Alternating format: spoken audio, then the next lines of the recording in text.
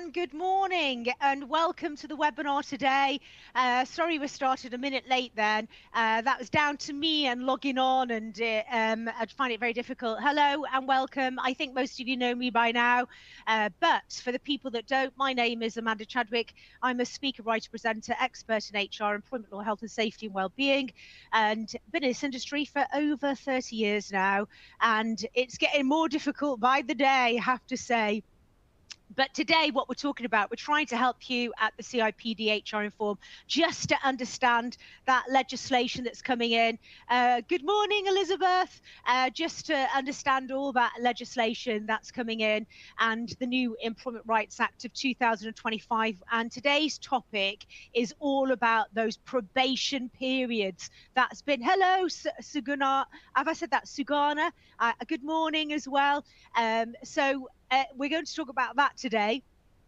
And I hear that Debbie's got no sound. Some people are not saying that if we could message them and say, there's a couple of people say, oh, thanks, Montana. Montana's in the background there. Good morning, Gemma, and Magdalena and Gemma. And I'm going to go through it, aren't I, the whole lot. Anyway, let's get on with this presentation, talking about the probationary period, and let's have a look at what the breakdown is of this.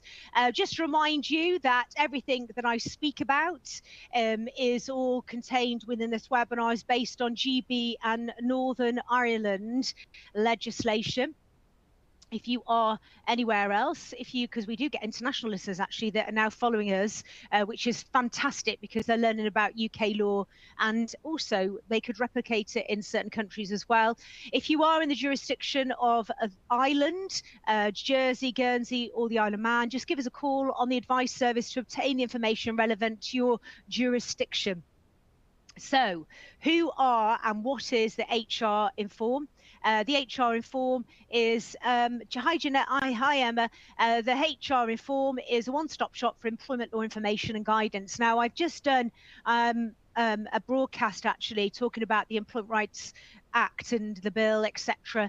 And I have to say, and I've said this on every webinar, if you know anybody in a business, if you know anybody that's in a business, I think they're too busy to listen to webinars. They are often quite, part of the business. Lots of them don't have the luxury of HR.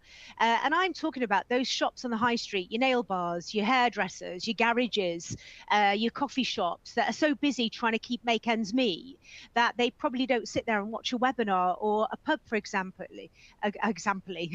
For example. So I want to point out to anybody that if you have any friends in businesses, get them on to the webinar, educate them, because they don't know what's coming. I'm telling you. So we're breaking it down for you at the HR Inform. We're keeping you informed through our platform.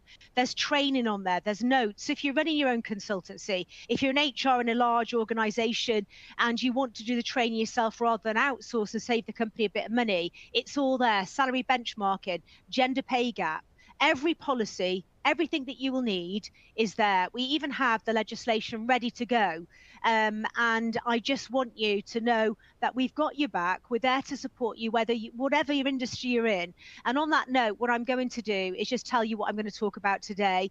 We're going to talk about learn why probationary periods are a must-have in your new starter journey, why you need to rethink the length of your probation period because of the Employment Rights Act 2025. And for anybody asking questions at the minute, please hold back, because I'm actually going to talk through lots of this stuff as we're going through. And I'm just reading the questions as we're going on. I've got so many questions here, but please could you wait and I may cover them as we're going through anyway, and things like advertising, etc. So I'm going to talk about what you need to think about or rethink the length of your probationary period because of the Employment Rights Act, and how to shape your probationary assessment strategy to future-proof a successful workforce. That's what I'm going to talk about today. Ever such a lot to go through. Let me just have a quick drink. Today, I've got a dry mouth. It feels like I've got cotton wool in it. So I haven't got water in a champagne glass today. I've got Coke in a bubbly glass. So that's what I'm going to talk about. Just bear with me when I have a little drink. So thirsty today. Might be all that champagne I drank last night. I don't know. Could be, couldn't it? Anyway. let me ask you this question. And this actually is a question I'm asking you, and a lot of you are already telling me in the question box. So, which best describes your organisation's current probation period length? Is it less than 3 months? Is it 3 months? Is it 6 months? Is it longer than 6 months? We don't use probationary periods at all. Have a little answer of that, and because I think it's really important to understand where you are to begin with. And not only that, everybody please join in, because I'm going to share this with you. And let's remember, probation periods are used to assess an individual's suitability and performance for a role. That's what they're there for, isn't it? And also to get to see whether they like you as well, and whether they fit into your organization. So this could be upon commencing employment or starting a new role in the business. But, as we've just mentioned, what I'm going to tell you in a moment is that there isn't any specific laws that govern probationary periods. Employees are entitled to the same rights they would relevant to their length of service. So we're going to talk about probationary periods. But first of all, because while you're still voting, I'm just really going to say to you that when you advertise a job, I always say use an application form. There was a man years and years ago, and I don't know whether he is around anymore, but he used to apply for jobs using a CV, and he would apply for jobs, and he would use a female's name, and he would apply for jobs and get refused an interview. And basically, in the end, the tribunals banned him because he was putting that many cases in for discrimination. And he was doing it on a CV. A CV is not a legal document. An application form is, if it says it. So it will say this is a legal document. Do not give misleading information. And there's one of your steps. When you write an advert, make sure that you do not discriminate unless you can objectively justify it. You can discriminate if you can objectively justify it, but you have to have a strong reasoning behind it. And when you write the advert, we help you with that through the advice line, but we can help you get that right and write the advert so you get it right. Remember the advert I told you about years ago? Just while you're doing the poll, I'm waiting for the final few to answer. Do you remember where I live in North Wales? I'll never forget this. A set of shops set like a horseshoe, a bit like that, really. And we've got it was an off license there. You've got a chip shop. Actually, you've got hairdressers called Amanda's, and then you've got a chip shop. It's not my hairdresser, by the way. And then you've got a chip shop, always there having chips. You've got a post office, and then on the other side, you've got a beauty salon, etc., chiropodist, I don't know. Anyway, but I'm aiming to go to the post office. I'm walking to the chip shop, going past the post office. There's an advert in the window. The advert in the window, and by the way, where I live, lots of people advertise jobs in post office windows. And this was between the adverts for things like a mattress, for sale, one owner. Don't think so. Keep it, don't put it for sale. And this advert said, seriously, this is true, it said, salesman wanted, suit retired gents for weekend work. Just because you advertise your job in a post office window doesn't mean to say that it isn't discriminatory, okay? So tell me I know can't tell me because I can't hear, but I know that you're screaming out to me what's wrong with that advert.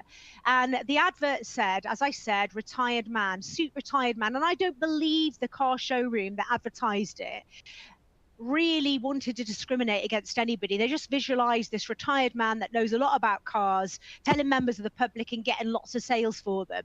But what if me, as a female, I was the best salesperson for Ford, and I'd taken time out to have my children, and I needed a weekend job, and that was perfect for me. And I ring up and I say, hello, I'm ringing about the job in the post office window. And the man says, are you blind? And I'd get him for that as well. But the fact is, you have to be able to objectively justify discrimination.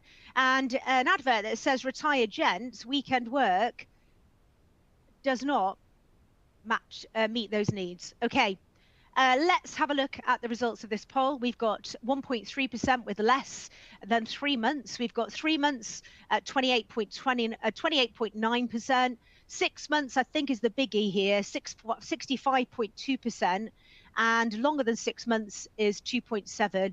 We don't use probationary periods as 2%. Interesting, that is. Very, very interesting, isn't it? So I'm going to leave that up for a second just for you to have a little look. But I think that's incredibly interesting, that. And just a heads up, I don't like probationary periods that are longer than 6 months. I don't. There may be a reason for them being longer than that. I think don't you, within 6 months, within 3 months, whether that person is right for the job or they think that you're right for them. Right, I'm going to close this down. Let's carry on with the presentation. Let's have a look at these probationary periods and let's make it understandable and easy to understand for you. Right. Probation. What is a probation period?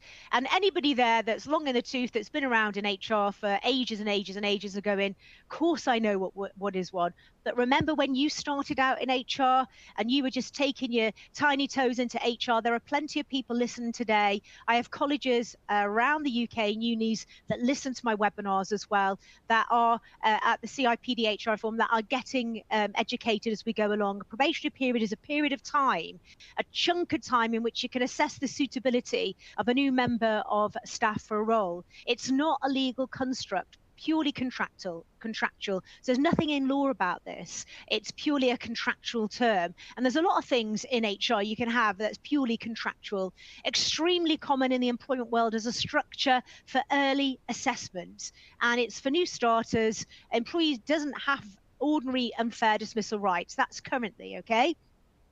So let's have a look at, why they are important for us and why it's really, really important to have that probationary period there. And the main reason is to have a probationary period is twofold. But it allows a period of time to determine whether the individual is right for the role. And what it does, it focuses attention on ensuring the new employee has the training, support and guidance they need to perform in that role. The first few months in a role are crucial to the long-term performance of an individual. This is the time when the underpinning knowledge required to do the role needs to be attained, and where bad habits can develop if proper guidance is not provided. So it's about making sure there's a really good induction, there's structured training. Not everybody knows the way your business works, so it's training, it's getting the right fit. And there may be people that really aren't right for the role, but they're people that just need that little bit of push, and you can get them there. And that's what a probationary period is for. It's to give people chances, it's to get to know them, and it's really, really important, I think, for finding out if they're right for your company. Get the wrong person and you could end up with huge issues. So how the Employment Rights Act 2025 will affect probationary periods, and I think this is where a lot of people are interested in how it's going to change and how it will affect, because we've had so much reported.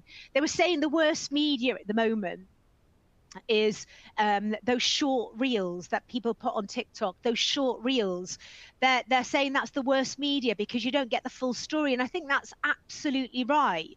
The same with, if you're not reading about it, you're just looking at a headline, you're just interpreting it in the wrong way. So I want you to understand that making a probationary period meaningful should be made clear when an offer of employment is made, that the role is subject to probation and the length of the probationary period. So if I'm taking you on, obviously I'm issuing your contract, I'm issuing in the future that trade union letter, I'm issuing your health and safety, we're having a full induction, you're getting the employee handbook, but I'm making it perfectly clear to you so you understand that when I offer you that employment, we have got a probationary period and it's subject to that, and that it's clear as day, crystal clear, that you know the length of your probationary period, confirmed in the written offer of employment and outlined in the statement of written particulars of employment. And during the induction process, probation will be explained to the new employee, and this includes explaining how probation will be monitored. So it's not just going,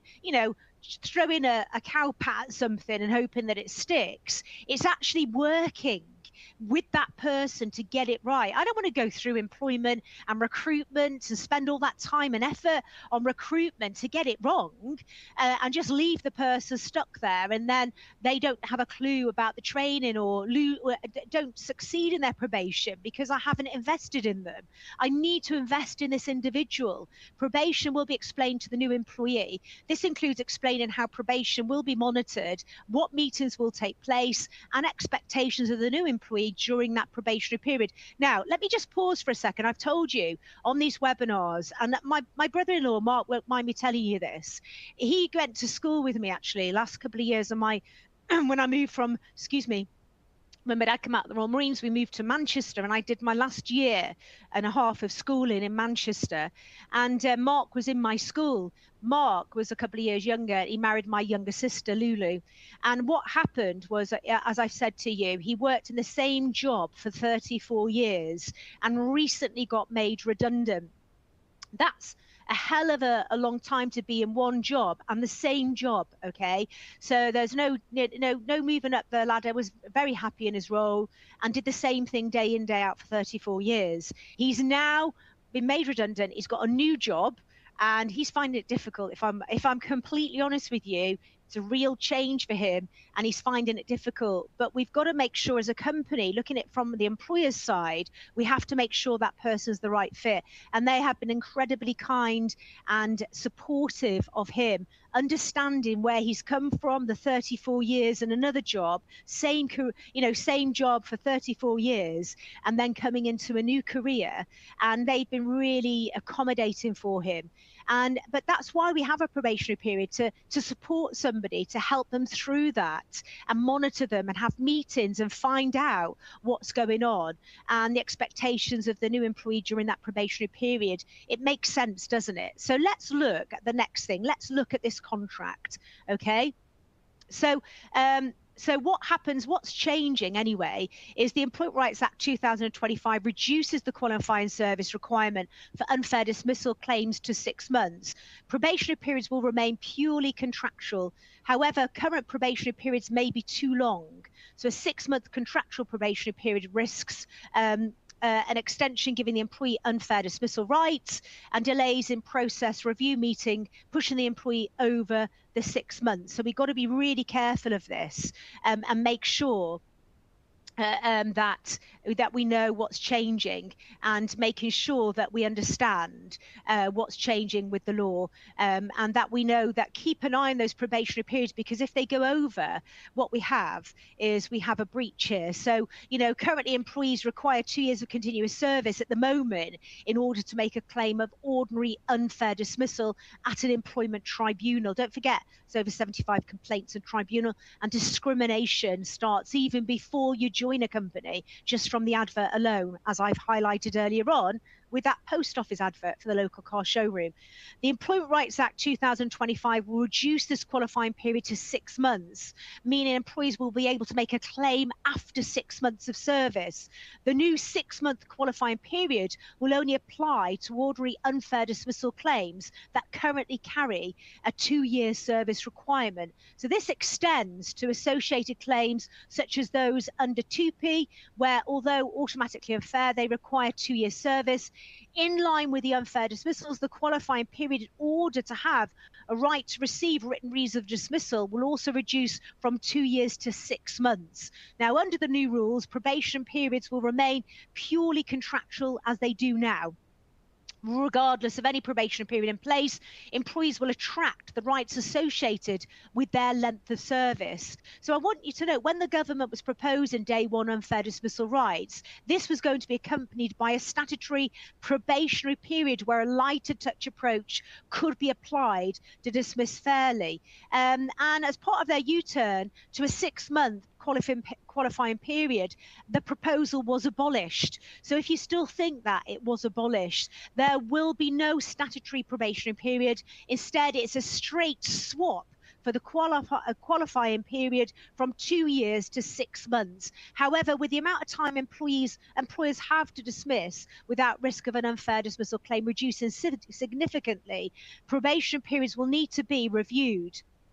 So if an employer operates a 6-month contractual probationary period, for example, it does open them up to risks, because any extension of this period would see the employee gain those unfair dismissal rights and therefore make any probation dismissal harder to carry out. Do you get me there? So I know I'm going, do you get me? I just want you to understand this, that if you have got that 6-month probationary period, which a lot of you said you did, over 68% was it, that said that you have. If you're going through those procedures, what you'll find is they'll gain those unfair dismissal rights and therefore make any probation dismissal harder to carry out. If there is any delay in carrying out the probation review meeting or coming to a decision at the end of the period, it could easily see the employee reach their 6-month service and therefore be able to claim unfair dismissal. So a total review is needed here. Employees should consider the length of their probationary period. A shorter contractual period, maybe 3, maybe 4, or maybe 5 months, for example, will give the employer some flexibility to deal with any delays or extensions that may be required in order to assess the suitability of a new employee. And I really think that huge, massive chunk of people that voted before that said, yeah, we have got a 6-month probationary period, and those are the people above that. Rethink that, because you might have a lot of admin to do that will take you over that 6 months. So I hope you understand what I'm saying to you there. It really is important to think about the changes there, what you'll need to go in to do. And don't forget, you'll need to go in to do. Did I say that right? Yes, I did. So what you're going to need to do is what I should have said. And think about that, and that means a whole review, doesn't it, of the probationary period for new starters, but also those people that were getting that catchment from July this year. It's nearly Easter now, so we're with the light nights, it's starting to warm up, it's staying, it's soon be Easter, and then it'll soon be summer, and then it'll soon be July, and that's when that 6 months kicks in. Don't leave it till the last minute. That's my advice to you. So let's have a look at when this comes into effect, because this is very, very important for you. And let me just see if I missed anything off that slide, actually. So let's recap. Employment Rights Act 2025 reduces that qualifying service requirement for unfair dismissal claims to 6 months, okay? Probation periods will remain purely contractual. However, you're going to have to review, because 6 months might be too long. And it could, delays to this could give them employment rights. So when does this come into effect? Let's have a little look at this. When does it come into effect? So it comes into effect on the 1st of January 2027 and applies retrospectively. So what we have is, like I've just said to you, the government have confirmed it intends to implement this on the 1st of January 2027. It is intended that it will apply retrospectively. Just have a little drink. Meaning anyone with at least 6 months service on this date will gain unfair dismissal rights. So what we have in practice, this means employees who started on or before the 1st of January 2025 will see no impact. They will have 2 years service on the 1st of January 2027, so will already have the right. But employees who started or start between the 2nd of January 2025 and the 1st of July 2026 will gain unfair dismissal rights on the 1st of January 2027. And this means they will gain it sooner than originally expected. And employees who start on or after the 2nd of July 2026 will gain the right to claim unfair dismissal when they hit that 6-month service. Do not wait until July to make changes. There's an asterisk next to that. Is it an asterisk? No, that's my varifocals playing up. It's just a spot. Bullet point, do not wait until July to make changes. So have a look at that, and by all means take a photograph of that. So there we go. Okay, really quite important there. Got to get your act together. I keep saying that with this bill, this act, you've got to get your act together. You've got to be on the ball. And now you know why I get upset thinking about all those businesses out there, all those businesses that don't listen to webinars and don't have a clue and will not start changing contracts come July before. They won't do it. I know it, and it's really frustrating me. If you can think of a way that I can get the message over to businesses around the UK, let me know, because it's really frustrating me, because they're the ones, we need those businesses, to boost the economy. And I just want them to know that these changes are coming in, and I think a lot of them don't even know that they are. So making a probationary period meaningful, let's have a look at this. Let me ask you, what worries you most about the probationary periods under the Employment Rights Act 2025? Missing review deadlines and triggering unfair dismissal rights? probation periods being too long to manage effectively, or line managers not handling probationary consistently. Remember, the role of the manager, wow, at the minute, we're going to rely on those managers so much, aren't we? With absence, day one rights for SSP, to, let the Fair Work Agency in rather than say no, to make sure that they've issued the right contracts and handling probationary periods in the right way, to understanding the employment law that's coming in. Number D is lack of clear objectives or evidence of performance. Please vote, everybody. We'll share this with everybody and we can all see. And E is I'm not currently concerned. Is that I wish I was? That's me. I wish I was not currently concerned. I should have a t-shirt that goes, I wish I was not concerned with this, but I am concerned. So, and we're going to talk about making a probation period meaningful in a moment. By the way, everybody, I hope you had a fantastic weekend. I hope you had a brilliant weekend and did something nice. But when we talk about, we're going to talk about making it meaningful in a moment. And I'll keep updating you about my brother-in-law, by the way. I've had a few people message me about him, saying, how's he getting on? Because honestly, such a lovely person, such a lovely man. And very well liked. I wanted him to succeed in this role, but I know it's been difficult. And it's a real life story, this, isn't it, for everybody to understand?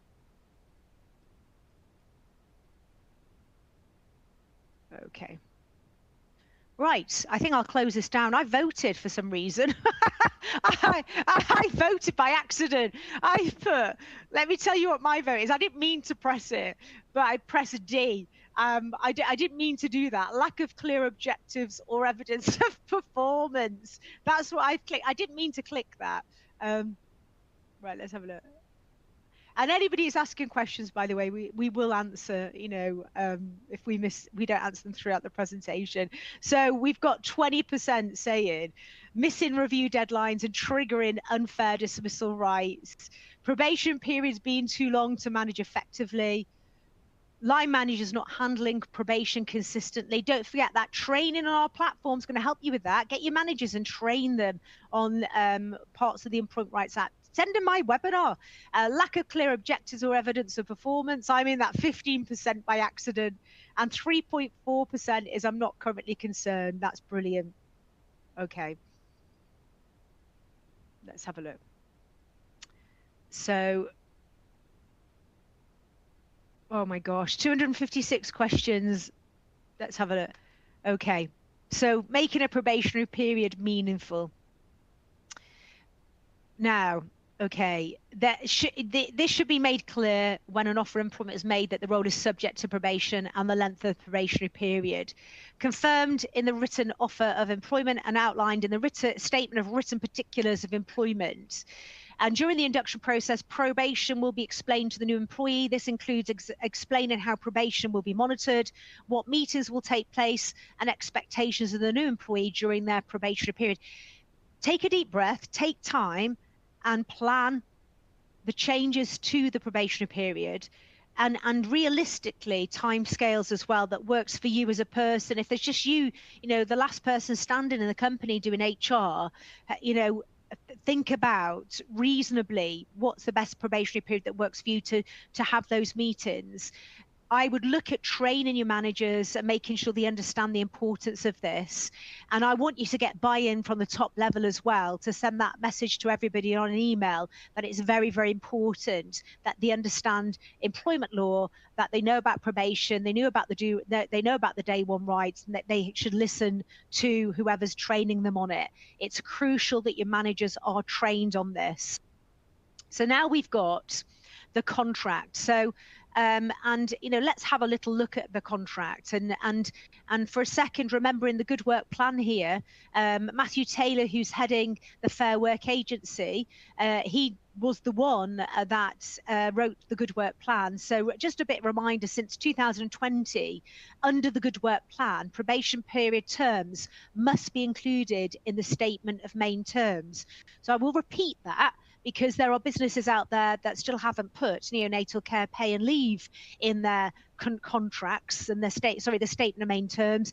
And so I think possibly those people also haven't included the probationary period in the statement of main terms. So under the Good Work Plan in 2020, if you remember, something huge happened in 2020, and it was called, COVID and the pandemic. So the Good Work Plan was really, really important piece of legislation. A lot of brilliant work was into that. It was put into that. And the person that wrote that, Matthew Taylor, now heads the Fair Work Agency. So what we have from that was that there should have been a probationary period in the statement of main terms, and it should outline how long it will last for, what will be assessed during the period, what action may be taken if performance is deemed unsuitable, and if there is no probationary period, then this must be stated.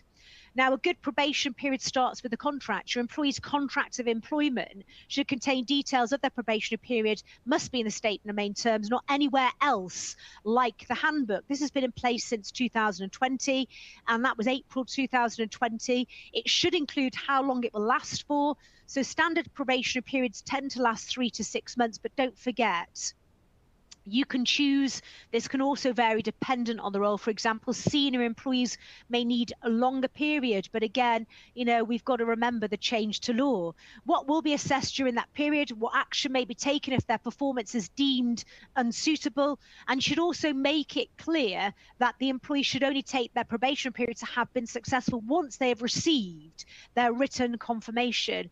You may need to update your contracts when the new laws come in, dependent on what your current length of probation period is. So that's the contract. So let's talk about objective setting. So when we look at objective setting, clear objectives, excuse me, it's important that clear objectives are set during a probation period. Having well-structured objectives using methods such as SMART will make it easier for you to measure an individual's performance objectively and be able to provide tangible evidence for your findings. So clear objectives should be set on exactly what is expected of the employee during the probation period. This is all great defense, by the way, as well. So it's evidence, it's defense, it goes in the bundle. These should be communicated to the employee. Clear objectives will allow you to assess the employee's suitability against them and give you tangible evidence of any underperformance. Good practice to use recognized objective setting methods such as SMART. And then we're now going to talk about those probation review meetings, because that's part and parcel of the role that you'll be doing, and the one-to-ones you'll be having with people. So let's have a look at probation review meetings and let's go through. But before I do that, I'd like to just give you a little bit, have a little bit of a platform demo, if that's okay, behind the scenes. And remember, we do these webinars for free. We do them to educate, and I think we do a jolly good job of that. And, the platform demo is just there in the middle, only for a few minutes. I saw on one of the chat groups going, it went on for 20 minutes. Our platform demos have never gone on for 20 minutes. So that's a little bit of a fib. It's only a few minutes of your time. I haven't finished the presentation yet. And Montana, who's doing the platform demo? Hi, Amanda. It's myself, Irene. Thank you for that. I promise. I'm good. Thank you. Okay. I'll only be a few minutes, I promise. No, it's fine. No, it's fine. It's fine, because we need to showcase how much work has gone into the platform. There's some incredible stuff on there, isn't there? So we need to show, because yeah, I'll hand it to you anyway. Okay. Brilliant. Thank you, Amanda. Okay. So essentially, I can see that there's so many questions in the chat box option. So there's a lot of uncertainty going forward with the probationary period reviews, with all the changes kicking in. So what we'll start off with is the advice line in the top right corner.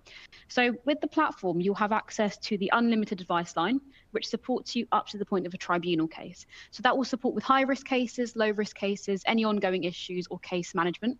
If you require something in writing, we also have email advice included into the package. So that's just there for any uncertainty that you could have, essentially.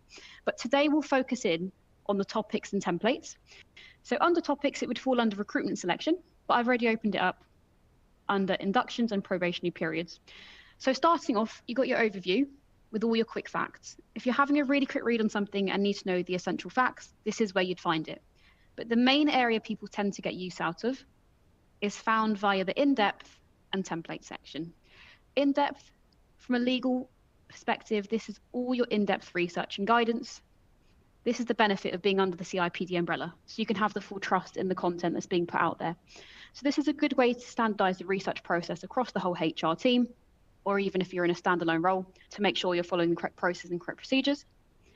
But the heart of the platform, as you can imagine, is found via the templates. So with the platform, you have access to over 3,000 downloadable templates. So that covers all of your forms, policies, letters, checklists. It's quite comprehensive. So I've opened up a couple of policies just before the demonstration, an example of which being probationary period policy. So the policies tend to be no longer than 4 pages long, and all of our content is actually written by our in-house HR professional team. Then it's checked by all of our solicitors and our lawyers, just so it's not too legalistic in terms of the language and the jargon that's being used. It's all in layman's terms. It creates no confusion. We just recommend removing our logo in the bottom left corner. And alongside that, I could tell from one of the poll options that we had up that a lot of people are uncertain with their line managers on this particular topic. So we recommend using our training material that comes included with the package. This is just an example of one of our bite-sized sessions, around sort of 30 to 45 minutes maximum to deliver in-house with line managers, all in the one area for you. So you don't have to create anything from scratch. And to keep everyone upskilled and trained throughout the whole year, we do recommend flowcharts and checklists as well.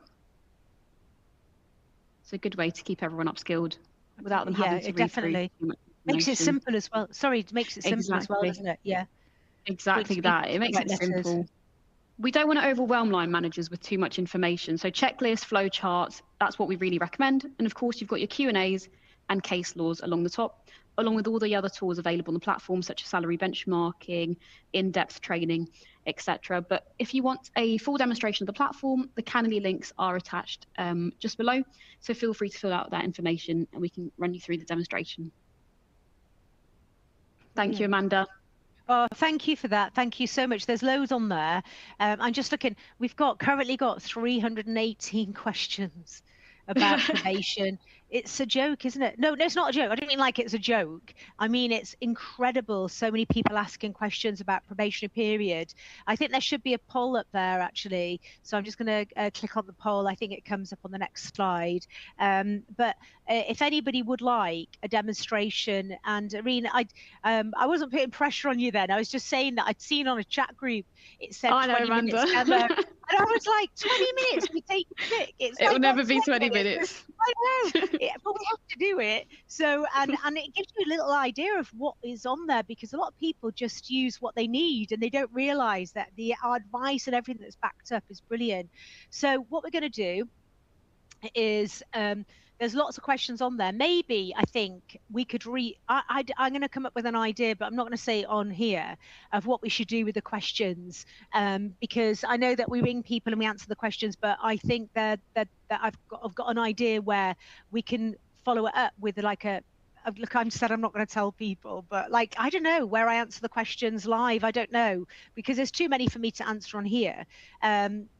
Brilliant. Oh, thank you. Sonia's saying, had our demo last Friday and signed up on the spot. It's great. I've used it this morning. Brilliant. Oh, that's really good news. Thank you so much for that feedback. And let's have a look. Right. Oh, I've just gone off the poll. I didn't mean to do that. Sorry. I've clicked out off the poll. So I've clicked it off. Actually, I've closed it down. Have I? No, I haven't. Oh gosh, I thought I had then. Sorry. Right, I'm sorry, I've got all flustered because I'm trying to read the question. I've got and I'm trying to have a look at some of the 329 questions that are on there. Right, okay, so a lot of people saying, how do I get a demo?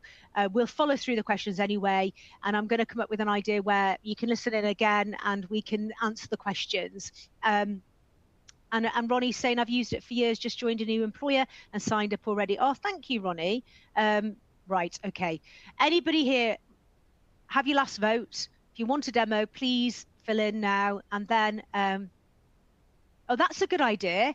Right, somebody said, Amanda, Rebecca said, hi, Amanda, what about going through some of the questions on HR-ish? That is a blooming fantastic idea. Thank you so much. Going to get you on there now because you suggested that. Right, okay. There we go. Let's have a look at the next slide. HRish, for anybody asking, is our podcast, and you can get it on Spotify, or you can actually register through on 24. Right, I think that's how. Hang on. Right. Let's go to one-to-ones now. I remember when one-to-ones came in. I remember when team meetings came in. I remember when people started spending time with their staff. And roundabout for the company that I worked in, let's have a look. What year was it now? My daughter was, I don't know, about 1 or something like that. It was probably about 34 years ago, because she's 35 in March, that I first experienced one-to-ones and doing them and conducting them, and team meetings. It was all relatively new. Stiff upper lip. People were like, team meeting? What's a team meeting? You know, what's a one-to-one? So here we go. One-to-ones. Many employers fall into the trap of only reviewing performance when the issue has become a big problem. Hands up if you do that. Now, employers should be regularly reviewing and checking in on performance throughout the probation period. This can be informal, but it's good to decide on timeframes, if it will, when it will happen in, so making sure you're in those time frames. For example, you may say the first 3 months of a 6-month probationary period, a performance review will be reviewed fortnightly, then providing no issues, it will go to monthly. You can vary the frequency to your needs, and that's based on the individual's performance. Remember though, it's good to provide feedback and performance review on both positive performance and also areas of concern. Where there are areas of concern, it allows you to intervene early and provide any additional support or training required. Whilst they are informal, you should keep a note of the conversations you've had in case you need them later down the line. And do not wait until the last minute to start reviewing performance. So good practice for managers to have regular one-to-one meetings with all employees. Particularly important this happens with new starters throughout their induction and probationary period. And you can nip things in the bud, other issues, where there may be a clash of personalities, or the person doesn't like something, and this is your opportunity to work with somebody. It's an aim of a one-to-one meeting at this stage is to touch base about how the new starter feels things are going, ensure they're getting the support they need, and provide them with any feedback on how they are performing today. Concerns which come to light during this time should be raised with the employee immediately and not left for formal meetings. So that's the one-to-ones. So dealing with underperformance. Okay, so dealing with underperformance. If things are not going as well as hoped at the point of the review meeting, the individual should be advised where they need to prove if their probation is to be signed off at the end of the probationary period. Should also be advised at this point that their probation could be extended or their contract ended, and managers should seek guidance if they need in order to ensure procedures are correctly followed. So specify who managers should seek guidance from, such as HR, and records should be kept of all these meetings. If there are particular concerns, these should be confirmed in writing after the meetings that the employee is in doubt excuse me, as to what improvements need to be made. So that's dealing with underperformance. A lot of people asking what HR-ish is. It's the podcast that I do with guests about HR-ish stuff. So it's so just so you know, because a lot of people are asking behind the scenes. So dealing with underperformance, formal review meeting. So let's have a look. So we did the one-to-ones. Right, first of all, let's deal with underperformance. I think I just jumped a slide there. So one-to-ones, dealing with underperformance. If things are not going as well as hoped at the point of the review meeting, the individual should be advised where they need to improve if their probation is to be signed off at the end of the probationary period. Should also be advised at this point that their probation could be extended or their contract ended. And managers should seek guidance if they need in order to ensure procedures are followed correctly. It's very, very important to get this right, and it's very, very important to know what you're doing. And you should be getting support from HR, specified to managers. They should seek guidance from you so they go down the right path legally. And then formal review meeting, let's have a look at that. So at the end of the probationary period, a formal and a formal end of probation meeting will be held. Hopefully it'll be, you know, a brilliant one, and making sure that, you know, I would hope that is successful. But unfortunately, that sometimes that doesn't happen. But you should have this formal end of probation meeting will be held. The employee should have already have a good idea of their performance as the end of the review meeting. They should already know what's going on. And let's look at what the process looks like. You know, one is inviting somebody to a formal meeting, and the meeting should be arranged just before the date at which probation is due to end, not after that. Hold the meeting and take minutes. Detail areas of concern, seek mitigation, and decide on outcomes. So the meeting should be arranged just before the date, and employees should be formally invited to end of probationary period review meetings with the purpose of the meeting and the possible outcomes of the meeting clearly outlined. I'm going to recap. 1, invite to formal meeting. You'll find this on our flow chart as well, that Irene spoke about earlier on. 2, hold the meeting and take minutes. Don't do the minutes afterwards. I think a lot of people forget to do the minutes and then try and remember what was said, and it comes out wrong. You never remember fresh what was said. So do the meetings at the minutes at the time. So 1, invite to a formal meeting. 2, hold the meeting, take minutes. 3, detail the areas of concern. 4, seek mitigation. And 5, decide on the outcome. That's the formal review meeting. So right to be accompanied. Okay, so when we're looking at the right to be accompanied, employees' right to be accompanied applies to the disciplinary hearing. So disciplinary hearing is a hearing which could result in the taking of some other action in respect of a worker by their employer. So it's a little bit different in that way. So let me recap.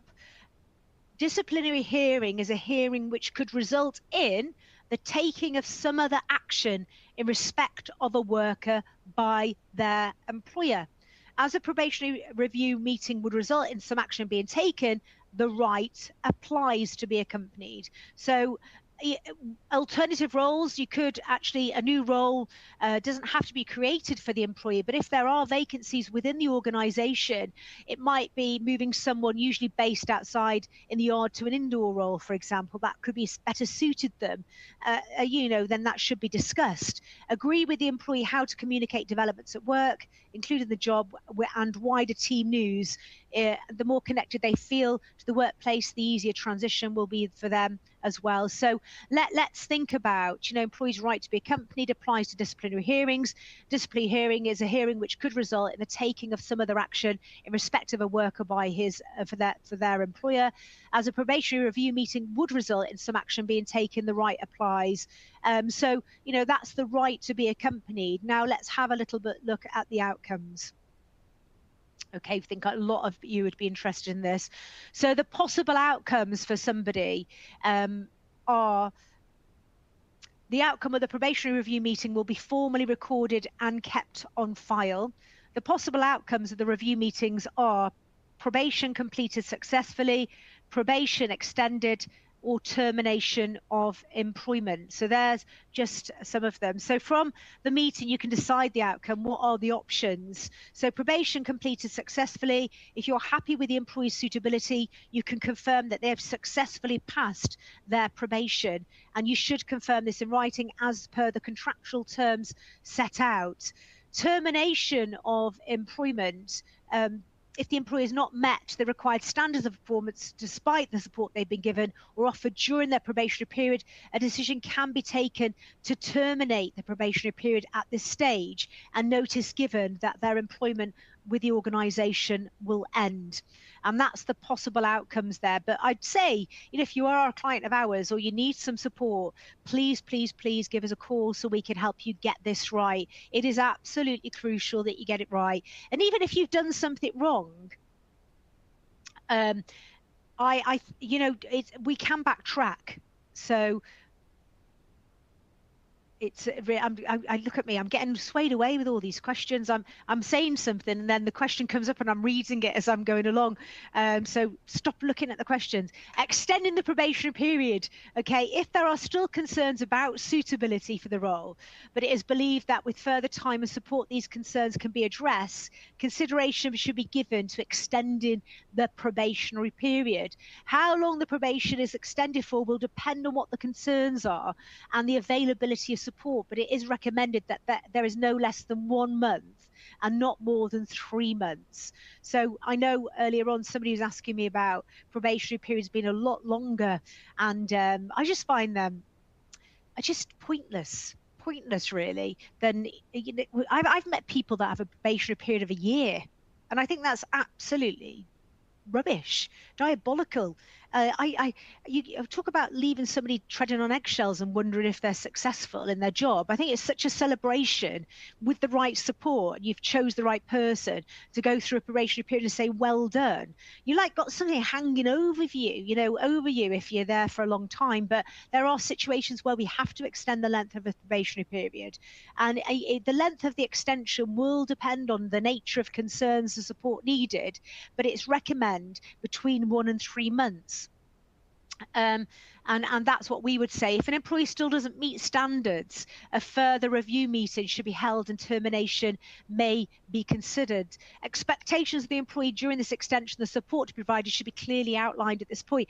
And we're giving you really good information here that I want you to soak in, because it is all about documentation. It is all about record keeping. It is all about that conversation. It's all about that. When if somebody's taking you to tribunal for unfair dismissal, you want to have got it right.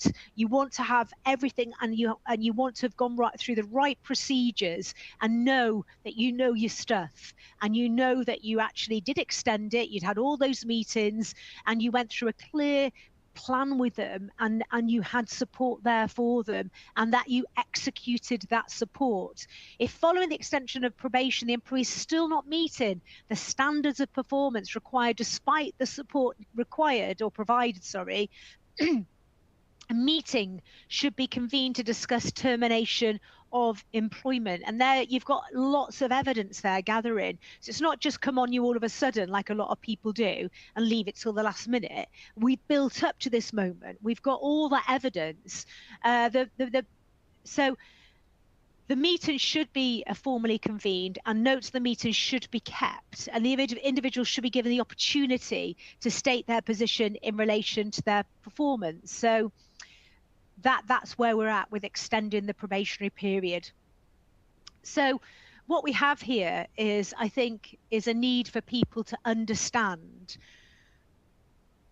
one, suitability, two, the new law, what unfair dismissal is, about gathering a bundle of evidence, about processes, about training managers. And I really want you to rethink that 6-month probationary period and reduce it. And I want you to reduce it and bring it to 3, 4, 5 months. But you know your company. I don't know your company, so I don't know what suits you the best.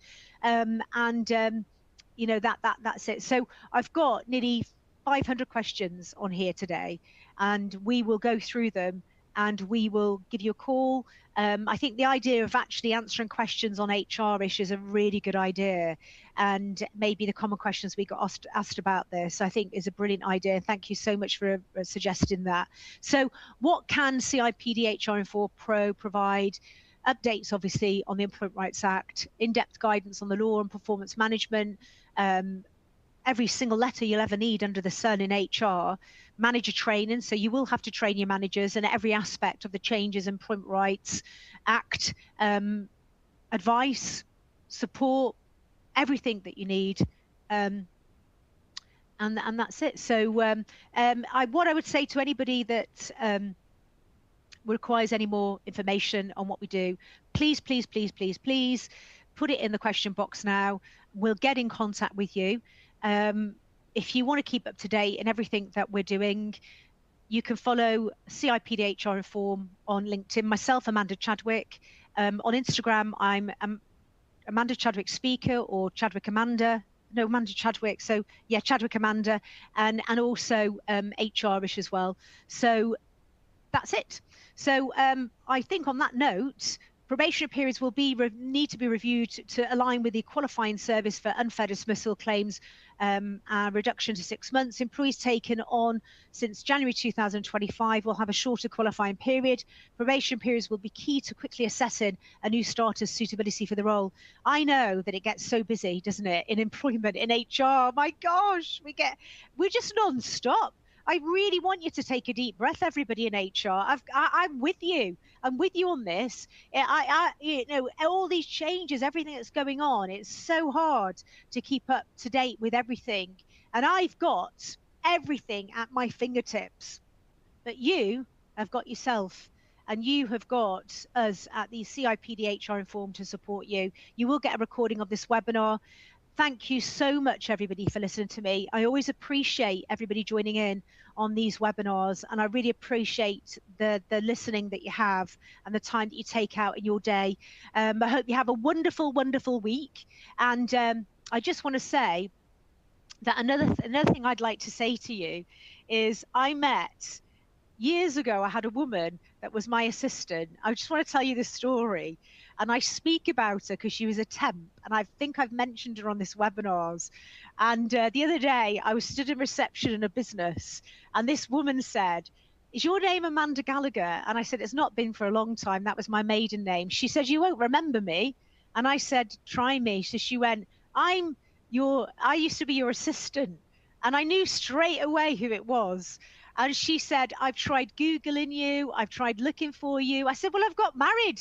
And she goes, "Yeah, I used to look for you under Amanda Gallagher because you made such a difference to my life, and I've never forgot that." And I just wanted to share that with you because we're talking about taking people on here, and we're talking about changing people's life. That is a woman called Lorraine that I met decades and decades ago that never forgot me. Remember, when you take somebody on, the impression that you make, the purpose you have in life, and how they take their career and how they grow it is down to you. So please never forget that, everybody. You can change somebody's life by the way you treat them in employment, and that is so important. That is a test. That is just an example, isn't it? I'm going to have lunch with her. I'm going to have a drink with her, and we're going to recap on all those decades ago. But isn't that amazing that I bumped into a woman that worked for me many, many years ago, and she still remembered me. So thank you very, very much, everybody, and have the most wonderful day and wonderful week. Don't forget, if you want the in-depth demonstration, put it in there. Is it okay if I close that down now? Because I think I'm rambling. But thank you ever so much, everybody. Have the most wonderful week, and I'll see you again soon. It's goodbye from me. It's goodbye from the team at CIPD HR Inform, and see you next time.